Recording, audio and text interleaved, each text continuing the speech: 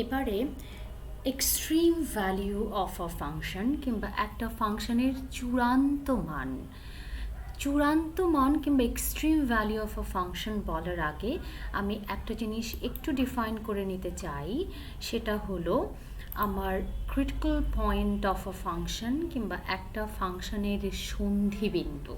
তাহলে আমরা দেখি একটা ফাংশনের সন্ধিবিন্দু বলতে আমরা কি বুঝি।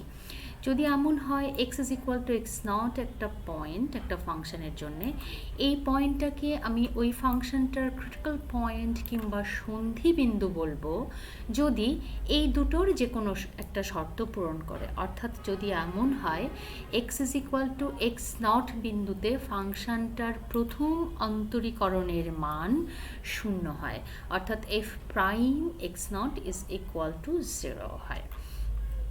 অথবা যদি এমন হয় যে এক্স নট পয়েন্টে ফাংশনটার প্রথম অন্তরীকরণ যদি এক্সিস্ট না করে, অর্থাৎ যদি এমন হয় ফাংশনটা অন্তরীকরণযোগ্য না হয় at x is equal to x not পয়েন্টে, তাহলে এই দুটো শর্তের যে কোনো একটা শর্ত পূরণ করলে পরেই আমরা বলবো এই x is equal to x not পয়েন্টটা হবে এফ অফ এক্স ফাংশনের একটা ক্রিটিক্যাল পয়েন্ট কিংবা সন্ধি বিন্দু।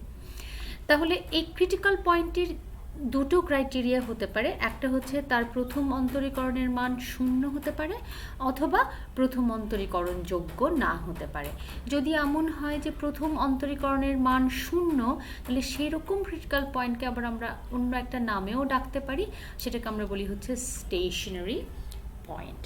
এই বিষয়টা একটু আমাদেরকে মাথায় রাখতে হবে একটা ফাংশনের এক্সট্রিম ভ্যালিউ কিংবা চূড়ান্ত মান বিষয়টাকে বোঝার জন্যে। তাহলে চলো আমরা চূড়ান্ত মান কিংবা এক্সট্রিম ভ্যালু নিয়ে একটু কথা বলি। আচ্ছা, আমি পুরো বিষয়টাকে এখানটাতে একটা ছবির মাধ্যমে দেখানোর চেষ্টা করেছি। একটা পাহাড়, এবং আমি ধরে নেই এই যে পাহাড়ের যে উপরের দিককার এই যে নীল রঙের যে ছবিটা সেটা একটা ফাংশনের কার্ভ। এখন আমরা বলছি যে একটা ফাংশনের রিলেটিভ ম্যাক্সিমাম কিংবা রিলেটিভ মিনিমাম, যেটাকে আমরা বলি যে স্থানীয়ভাবে গরিষ্ঠ মান কিংবা স্থানীয়ভাবে লঘিষ্ঠ মান, এবং আরও একটা বিষয় আছে যে অ্যাবসোলিউট ম্যাক্সিমাম এবং অ্যাবসোলিউট মিনিমাম কিংবা গ্লোবাল ম্যাক্সিমাম গ্লোবাল মিনিমাম। তাহলে চলো এই বিষয়গুলো কি আমরা একটু বোঝার চেষ্টা করি। যেমন ধরো এই যে একটা বিন্দু, এখানটাতে ধরে নিই এটা এক্স নট বিন্দু। এখন এই বিন্দুটাতে কি ঘটেছে, আমি যদি এক্স নট বিন্দুটার আশেপাশ এলাকা নিয়ে একটুখানি ভাবি, তাহলে আমি দেখতে পাচ্ছি তার আশেপাশের এলাকা যদি আমি কনসিডারেশনে আনি, তাহলে এক্স নট বিন্দুতে ফাংশনটার মান সর্বনিম্ন। সেই জন্যে আমরা বলছি যে এক্স নট বিন্দুটা হবে এই ফাংশনটার একটা রিলেটিভ মিনিমাম। তাহলে দেখো আমরা এখানটাতে এটা কি বলেছি যে if there is an open interval containing x not on which f of x not is the smallest value, অর্থাৎ f of x not is less or equal f of x, তাহলে সেই ক্ষেত্রে আমি এক্স নট বিন্দুটাকে বলবো আর relative minimum. তেমনি করে আমি যদি এই বিন্দুটার কথা ভাবি, তাহলে দেখো তার আশেপাশের এলাকাটাকে যদি আমি ধরে নিই, তাহলে এই বিন্দুটাতে এক্স্যাক্টলি এই বিন্দুটাতে ফাংশনটার মান কিন্তু সর্বোচ্চ হয়েছে। তাহলে এই জন্য আমরা বলবো এই যে বিন্দুটা এই এই এই হচ্ছে এক্স এবং তার করেসপন্ডিং ধরো এটা ওয়াই, তাহলে এই বিন্দুটাকে আমরা বলছি হচ্ছে একটা রিলেটিভ ম্যাক্সিমাম কিংবা লোকাল ম্যাক্সিমাম কিংবা স্থানীয়ভাবে গরিষ্ঠ মান। এখন দেখো আবার এই বিন্দুটার কথা যদি ভাবি, তাহলে এই বিন্দুটাতে কিন্তু এই পুরো ব্যবধি জুড়ে, অর্থাৎ আমি যদি পুরো এখান থেকে এখানে কনসিডারেশনে আনি, তাহলে এই বিন্দুটাতে কি ঘটেছে, এই বিন্দুটাতে আসলে ফাংশনটার মানটা সর্বোচ্চ হয়েছে। তেমনি করে এই যে বিন্দুটা, এই বিন্দুটাতে ফাংশনটার মানটা আমি দেখতে পাচ্ছি এইটা হচ্ছে ফাংশনটার সর্বনিম্ন মান, অর্থাৎ এই এবং তার করেসপন্ডিং এটা হচ্ছে ফাংশনটার সর্বনিম্ন মান, এবং এই যদি এক্স এবং তার করেসপন্ডিং এই যে মানটা এক্স নট সেটা হচ্ছে ফাংশনটার সর্বোচ্চ মান। তাহলে এই যে ম্যাক্সিমামটা এটাকে আমরা বলি হচ্ছে গ্লোবাল ম্যাক্সিমাম কিংবা অ্যাবসোলিউট ম্যাক্সিমা, এবং এই যে বিন্দুটা সেটাকে আমরা বলি, এই যে মানটা সেটা হচ্ছে গ্লোবাল মিনিমাম কিংবা অ্যাবসোলিউট মিনিমাম। অর্থাৎ গ্লোবাল কিংবা অ্যাবসোলিউট ম্যাক্সিমাম হচ্ছে maximum of all the maximums, and minimum হচ্ছে কি গ্লোবাল মিনিমাম কিংবা অ্যাবসোলিউট মিনিমাম হচ্ছে minimum of all the minimums. তাহলে আরও একটু বোঝার চেষ্টা করি পুরো বিষয়টাকে। এখন আমি বোঝানোর আগে আরও একটা উপপাদ্য একটু বলার চেষ্টা করব, সেটা হচ্ছে extreme value theorem. Extreme value থিওরামটা কি বলে? এক্সট্রিম ভ্যালিউ থিওরাম বলছে একটা নির্দিষ্ট ব্যবধিতে, এবং সেই ব্যবধিটা ক্লোজড অর্থাৎ বদ্ধ ব্যবধি, আমি এখানে বলেছি ক্লোজড ইন্টারভেল এ বি। এখন এই ক্লোজড ইন্টারভেল কিংবা বদ্ধ ব্যবধিতে যদি আমার এই এফ ফাংশনটা কন্টিনিউয়াস হয়, অর্থাৎ ফাংশনটা যদি নিরবিচ্ছিন্ন হয়, তাহলে আমার উপপাদ্য বলছে ওই ব্যবধিতে অবশ্যই ওই ফাংশনটার একটা অ্যাবসোলিউট ম্যাক্সিমাম এবং একটা অ্যাবসোলিউট মিনিমাম থাকবে। এই ধারণাটা খুবই জরুরি, এই উপপাদ্য, যাতে করে আমরা পরবর্তীতে এই এক্সট্রিম ভ্যালিউ কিংবা ম্যাক্সিমাম মিনিমামকে আরও ভালোভাবে বুঝতে পারি এবং বের করে আনতে পারি। এবার এখানটাতে আরও একটা উপপাদ্য আমি বলছি। উপপাদ্যটা কি বলছে, যে যদি একটা ফাংশন এফ এর কোনো একটা লোকাল কিংবা অ্যাবসোলিউট এক্সট্রিমাম থাকে, এক্সট্রিমাম হচ্ছে তার চূড়ান্ত মান, সেটা হতে পারে চূড়ান্ত ম্যাক্সিমা অর্থাৎ গরিষ্ঠ কিংবা মিনিমাম অর্থাৎ লঘিষ্ঠ মান। এখন একটা যদি তার এরকম এক্সট্রিমাম কিংবা চূড়ান্ত মান থেকে থাকে একটা ইন্টারভেল এ বি এর মধ্যে, তাহলে সেই চূড়ান্ত মানটা অবশ্যই কোথায় থাকবে? সেই ফাংশনটার ক্রিটিক্যাল পয়েন্টের মধ্যে থাকবে।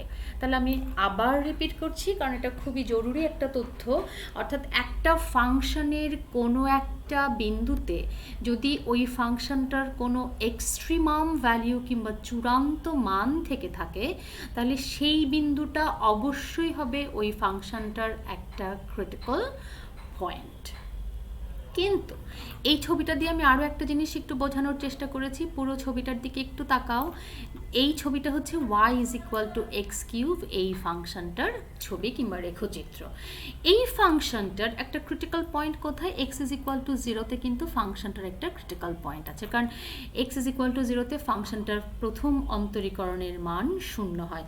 তুমি প্রথম অন্তরীকরণ করে দেখো, y = x³, তাকে যদি একবার অন্তরীকরণ করি, সো 3x², সো 3x² = 0, ওটা আমাকে দেবে x = 0, অর্থাৎ x = 0 কিংবা 0টা হবে এই ফাংশনটার একটা ক্রিটিক্যাল পয়েন্ট।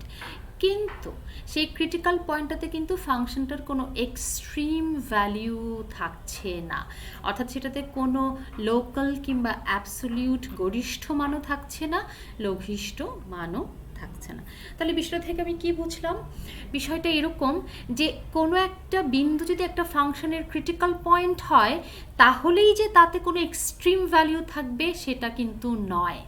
কিন্তু যদি কোনো একটা বিন্দুতে একটা ফাংশনের কোনো এক্সট্রিম ভ্যালিউ কিংবা চূড়ান্ত মান থেকে থাকে, তাহলে অবশ্যই সেই বিন্দুটা হবে ওই ফাংশনটার একটা ক্রিটিক্যাল পয়েন্ট।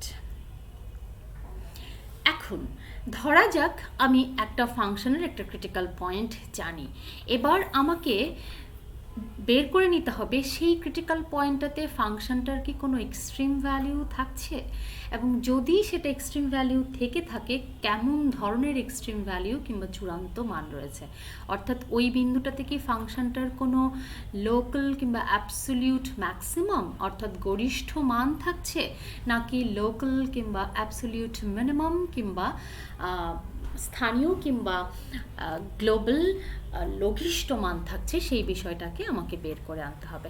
এখন একটা ক্রিটিক্যাল পয়েন্ট, সেটাতে কোন ধরনের এক্সট্রিম ভ্যালিউ আছে সেটা জানার জন্য আমাকে দুটো উপপাদ্যের সাহায্য নিতে হবে।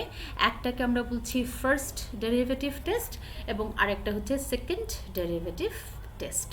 তাহলে ফার্স্ট ডেরিভেটিভ টেস্ট দিয়ে আমরা কি করে বুঝবো যে একটা পয়েন্ট সেটা যদি ক্রিটিক্যাল পয়েন্ট হয় তাহলে সেটা থেকে এক্সট্রিম ম্যাক্সিমা রয়েছে নাকি মিনিমা রয়েছে। তাহলে সেটা বোঝার জন্যে আমার ফার্স্ট ডেরিভেটিভ টেস্ট কি বলছে, যদি এমন হয় যে একটা ক্রিটিক্যাল পয়েন্ট এক্স নট আছে, আমি সেটাতেই জানতে চাই সেটার বিষয়ে যে এক্স নট পয়েন্টটাতে কি মিনিমা না ম্যাক্সিমা। তাহলে সেটার জন্য আমি যেটা করব, এই এক্স নট পয়েন্টটাকে রেখে তার বাদিক থেকে আমি একটা ছোট্ট ব্যবধি কল্পনা করব, অর্থাৎ an open interval extending left from x not. এখন ওই ব্যবধিটাতে যদি হয় যে ওই ফাংশনটার প্রথম অন্তরীকরণের মান ধনাত্মক হয় এবং এবার এক্স নটের ডান দিকে আমি একটা ছোট্ট একটা ব্যবধি কল্পনা করব, অর্থাৎ an open interval extending right from x not, এবং ওই ব্যবধিতে যদি এমন হয় যে ফাংশনটার প্রথম অন্তরীকরণের মান ঋণাত্মক হয়, তাহলে পরে আমি বলবো যে এই এক্স নট বিন্দুটা হবে ওই ফাংশনটার একটা রিলেটিভ ম্যাক্সিমাম, অর্থাৎ স্থানীয়ভাবে গরিষ্ঠ মান থাকবে এক্স নট বিন্দুটাতে।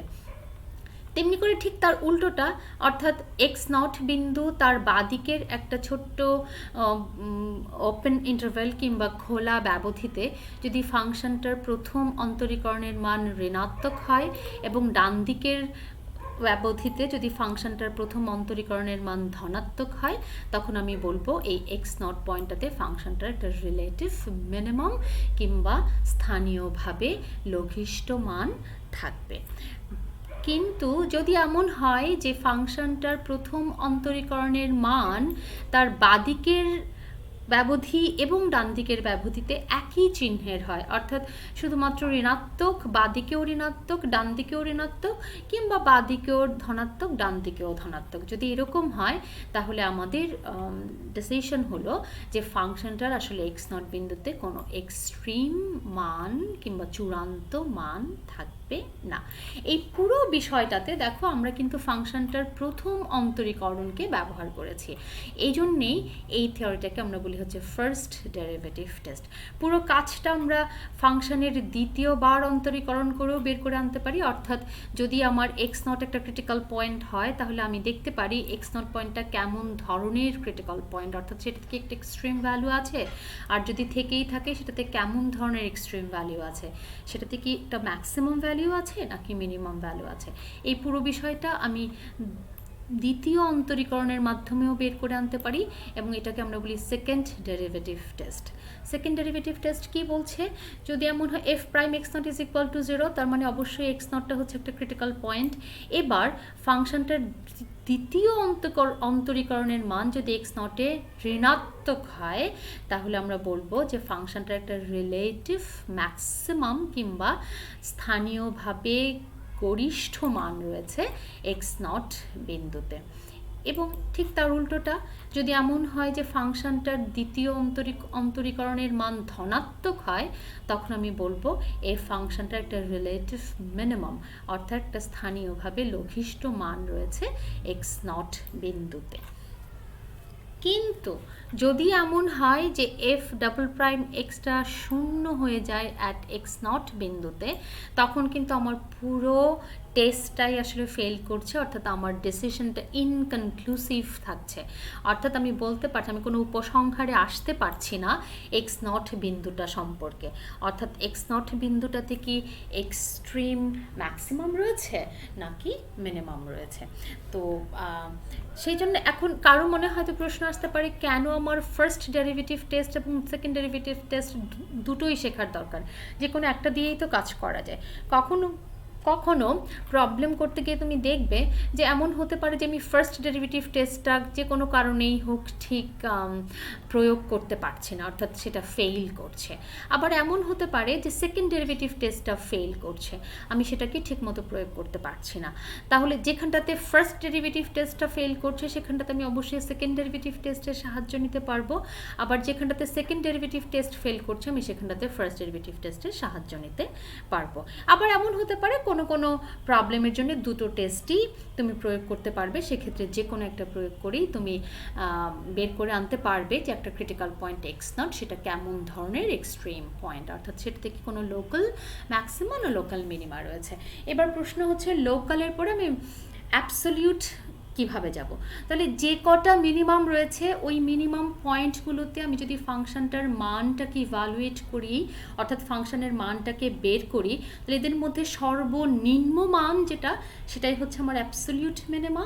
তেমনি করে যে কটা ম্যাক্সিমাম রয়েছে সেই প্রত্যেকটা পয়েন্টে আমি ফাংশনের মানটাকে বের করব কিংবা ফাংশনটাকে ইভালুয়েট করব এবং আমি দেখব তার মধ্যে সর্বোচ্চ মান কোনটা। তাহলে যেটা সর্বোচ্চ সেটাই হচ্ছে আমার অ্যাবসলিউট ম্যাক্সিমা।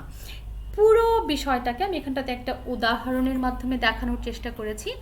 ধরো আমি এখানটাতে একটা ফাংশন নিয়েছি F of x is equal to 3x⁵ minus 5x³ তাহলে আমার প্রশ্ন হচ্ছে এই ফাংশনটার ক্রিটিক্যাল পয়েন্টগুলো কি সেটাকে আগে বের করা।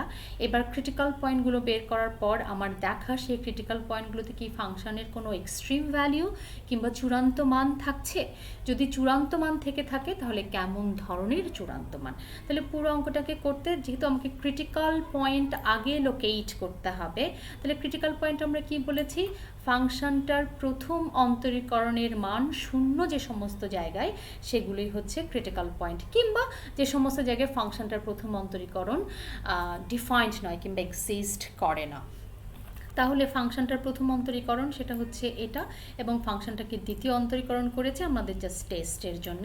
সো প্রথম অন্তরীকরণের মান 0 বসিয়ে আমি যে সমস্ত পয়েন্টগুলো পাই সেটা হচ্ছে x is equal to 0, x is equal to 1 and x is equal to -1। তাহলে এই ফাংশনটার 3টা ক্রিটিক্যাল পয়েন্ট আমরা লোকেট করতে পেরেছি, 0, 1 এবং -1। তাহলে এবার আমার কাজ হচ্ছে সেই ক্রিটিক্যাল পয়েন্টটাকে ক্ল্যারিফাই করা, অর্থাৎ ক্রিটিক্যাল পয়েন্টগুলো কেমন সেটাকে খুঁজে বের করা। সেটার জন্য প্রথমে আমি সেকেন্ড ডেরিভেটিভ টেস্টের সাহায্য নিচ্ছি। তাহলে second derivative x is equal to -1, আমি দেখতে পাচ্ছি সেকেন্ড ডেরিভেটিভ হচ্ছে নেগেটিভ।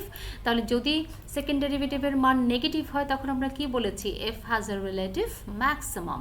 এখন x ইজ ইকুয়াল টু 0তে ফাংশনটার দ্বিতীয় অন্তরীকরণ কিংবা সেকেন্ড ডেরিভেটিভের মান আনফর্চুনেটলি 0।